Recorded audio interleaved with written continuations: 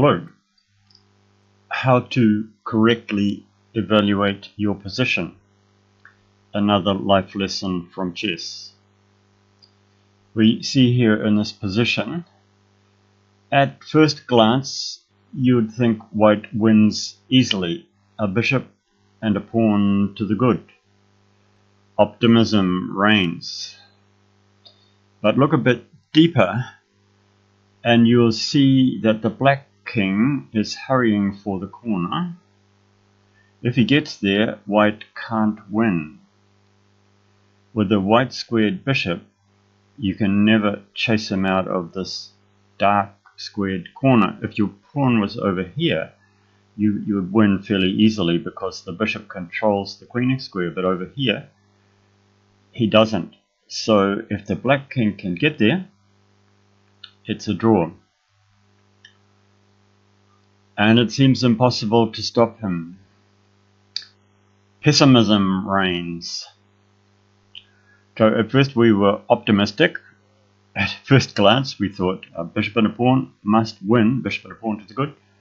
Then when we realized his king's going to get to the corner, pessimism reigns. We thought it must surely be a draw.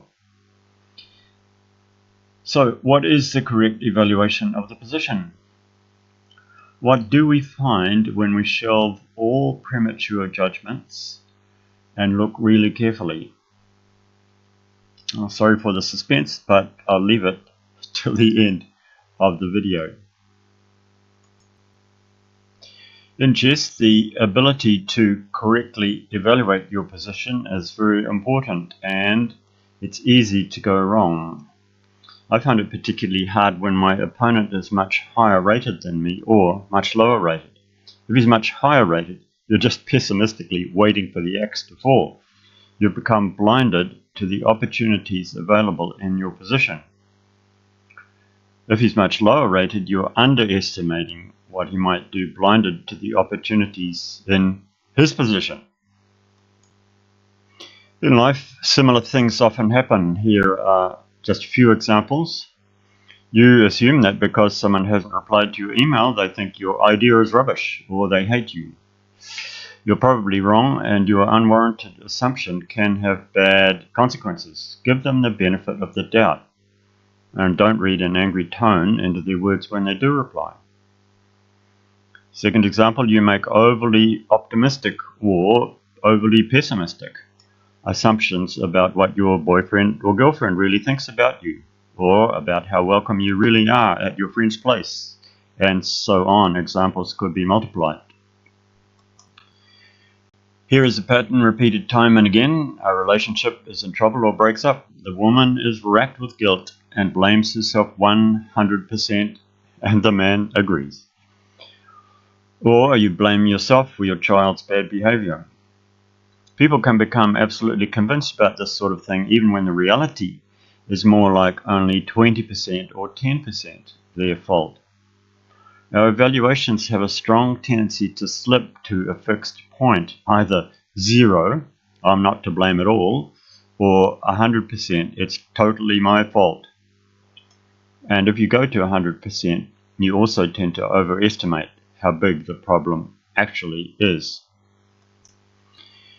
A strain of undue pessimism keeps surfacing in Western society. No one counters this better than Steven Pinker. His 2018 book, Enlightenment Now, is a follow-up to his 2011 book, The Better Angels of Our Nature. Among the many and varied examples he gives are, despite what many think, inequality in the world is actually declining. The overall rate of extinctions of animals has been reduced by 75%. Thanks to the Green Revolution, the world needs less than a third of the land it used to need to produce a given amount of food. Here's an interesting one. Crime rates in Western countries went into steep decline from the 1990s, while all the time people kept saying they thought crime was going up. Rare events are hard for us to judge correctly. It can depend on how you look at it. For example, if you get some nasty disease and the doctor says, don't worry, we have good treatment for that. You ask, but what are the chances of going to die? And he says something like, just 3 in 10,000. You're not terribly pleased about that because you can very easily imagine yourself as one of those 3. But if the doctor says it another way, he says the death rate is just 0.003%, same thing actually, but it sounds a lot better. Or even better perhaps if he says 99,997 out of 1,000 survive, you don't feel so bad about it. Same fact, but expressed in a different way that is kind of more promoting optimism. So, back to the position. How is it done? Well, this is White's first move. He moves the bishop up here. Well, what does that achieve? So Black gets ready to bring his king across. Now we move the pawn up. So it comes across further. And now we move the bishop here. Another very important move. So the king can't go here. Of course, if the black king could get there, he would immediately grab the pawn.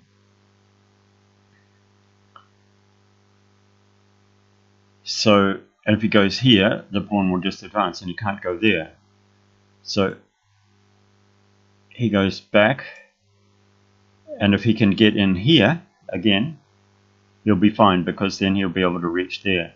So a third funny move with the bishop. The bishop goes down there, and now the king is completely cut off. He can't move to any of these 3 squares. He can only mark time while the white king approaches.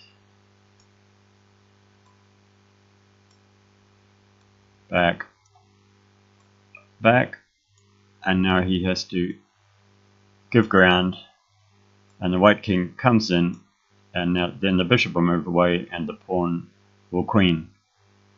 So those 3 remarkable moves by the bishop won the game for white. So there we have it. First evaluation was totally optimistic. We looked a little bit deeper and we were totally pessimistic, and we looked a little bit deeper again and we found a correct evaluation of the position, and we found that white could actually win. So isn't it a little bit the same in life? Also, another interesting chess position you'll find on the Chess to Impress channel. On Chess to Impress, there is a whole series on resigning in a 1 position. So the number 1, the first position that he gives is very interesting. You might want to have a look at that as well.